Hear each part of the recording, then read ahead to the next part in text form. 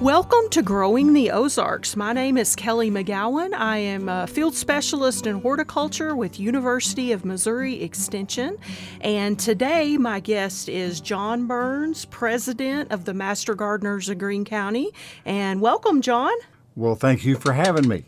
Well, we're happy to have you because today we're going to talk about growing tomatoes. And as someone that works with Extension and Master Gardeners, this is one of our top questions. And we've got a real treat for our listeners today because you are one of the best backyard tomato growers that I know. And you're going to give us some tips on growing tomatoes today. Well, very good. Okay. Well, the first thing I wanted to say is that when it comes to growing tomatoes, tomatoes can be different sizes. We can have determinate, we can have indeterminate, and determinate tomatoes will grow to a certain height and stop, but indeterminate tomatoes just keep getting taller and taller until we get a frost.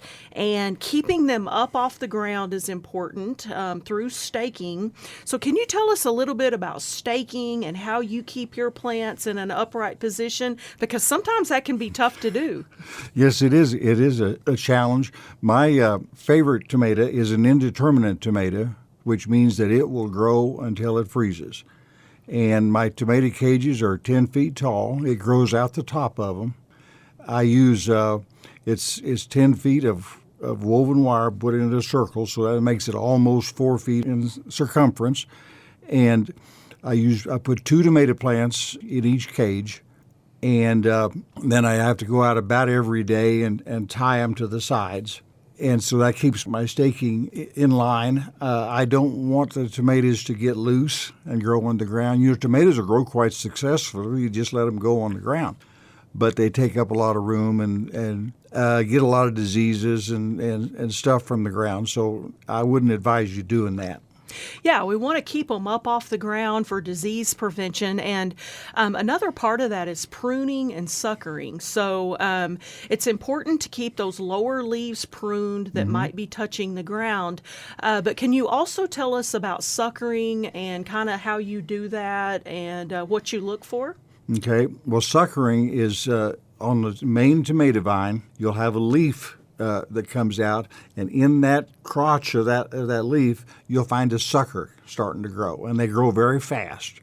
Take a lot of resources from the tomato plant. You know, the tomato, its goal is to create a big vine. Lots of suckering, lots of branching. Not necessarily so many tomatoes. And so if you take those off and keep them off, you'll have more tomatoes and better tomatoes.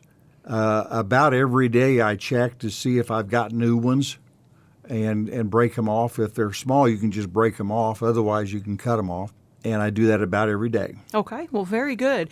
And also removing those suckers helps with airflow around the plant, which can help with diseases as well. So let's talk about planting tomatoes. Tomatoes are weird plants in that we can plant them deep. And so when it comes to planting tomatoes, tell us a little bit about how you do that process. Okay, well, the method that I use, first of all, I use a soilless garden. My soil consists of cotton burrs, organic cotton burrs, thank you very much, and rice hulls and peat moss. And it's about 15, 16 inches deep. I like to dig a hole, probably a foot in diameter, down about a foot.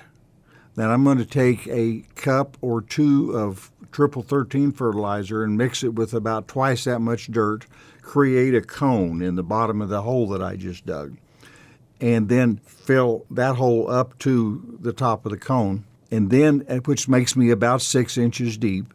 Then I strip all the leaves off of the small tomato and leave 2 or 3 at the top, and then put all of that in the ground.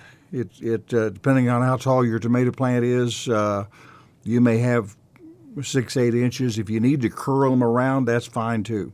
And put that in and then fill it up with dirt. Okay, very good. And tomatoes are heavy feeders. They need a lot of nutrition to kind of get through the summer and grow and make tomatoes.